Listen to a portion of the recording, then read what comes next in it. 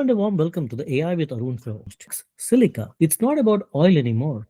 It's about sand, specifically the silicon chips made from sand that power artificial intelligence. In this video, I'm going to break down exactly what this alliance is, why major powers like India were left out, and why this might be the start of a silicon iron curtain that splits the world in two. So, where did this name come from?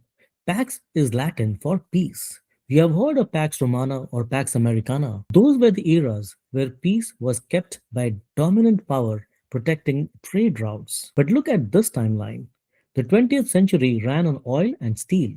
If you controlled the Strait of Hormuz in the Middle East, you controlled the global economy. But the 21st century, it runs on compute. Jacob Hellberg, one of the architects of this deal, put it perfectly. If the 20th century ran on oil and steel, the 21st century runs on compute and the minerals that feed it. This shift is huge.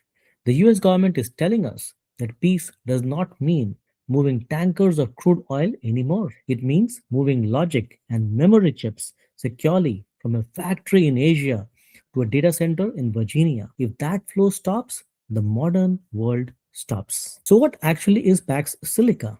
Think of it as a VIP club for the AI age. Formally launched in December 2025 in Washington, it's a strategic partnership of trusted partners. Unlike NATO, this is not about tanks and soldiers defending a border. This is about supply chains. The goal is to secure the entire path of AI production, from the mine where they dig up the lithium all the way to the cloud servers where ChatGPT or Gemini live. The official goal is to create a durable economic order and reduce coercive dependencies. That is fancy diplomatic speak for we rely too much on China and we are going to stop. They are building a fortress around the technology of the future. Now, if you look at the world map, you see a line dividing the world into this is what experts are calling the silicon iron curtain. For 30 years, we lived in a globalized world where you could buy parts from anywhere. That is over. We are seeing a bifurcation, which means a splitting of the global technology stack. On one side, you have the Pax Silica nations. On the other side, you have China and its allies. Why are they doing this? Fear. The US and its allies are terrified that China could weaponize its dominance in rare earth minerals or legacy chips, just like Russia weaponized natural gas against Europe a few years ago. So, this alliance creates a closed loop system.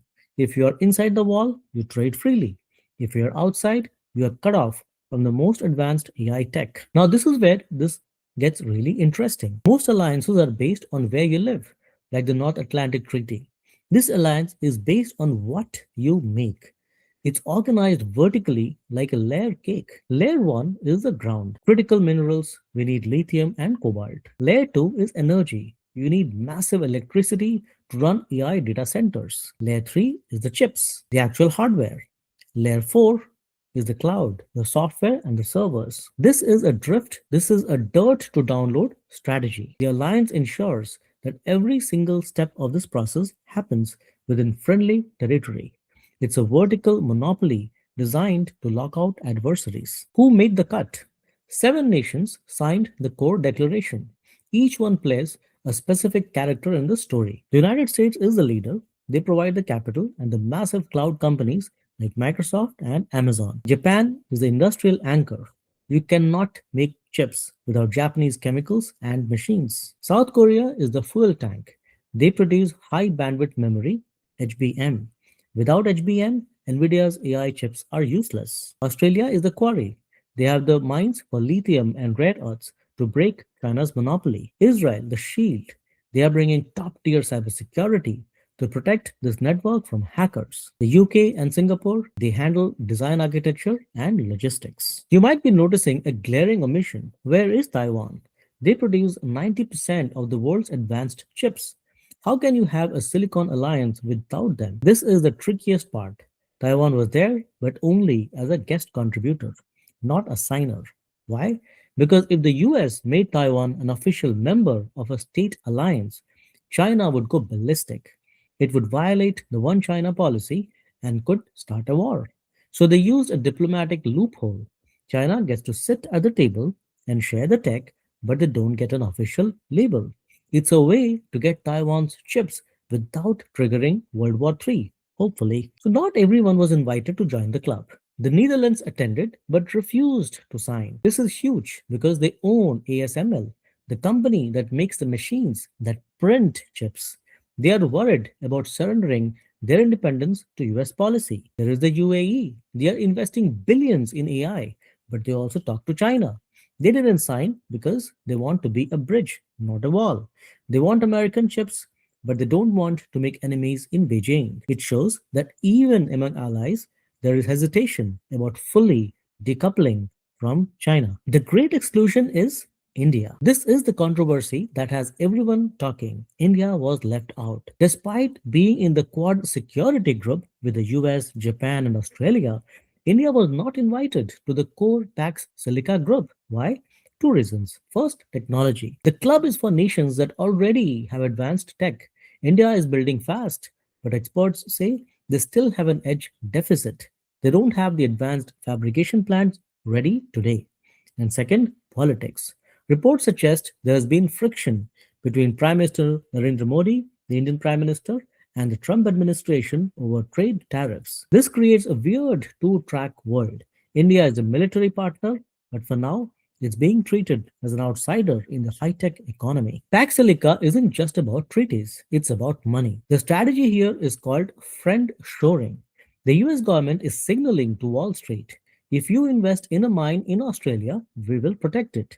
If you invest in China, you are on your own. They are using long term offtake arrangements. That basically means the government guarantees that they will buy the minerals, making it safe for companies to open new mines. They are weaponizing their checkbooks to make sure the supply chain leaves China. As you can imagine, China is not watching this happen. Beijing has called this alliance bound to fail and says it distorts the free market. To them, this confirms their worst fears encirclement. Expect China to accelerate their own red stack, building a totally independent supply chain. We also might see retaliation. China still controls the processing of gallium and germanium. They could cut off those exports tomorrow to test how strong this Pax Silica really is. We are entering a zero sum game. To wrap this up, the world has changed.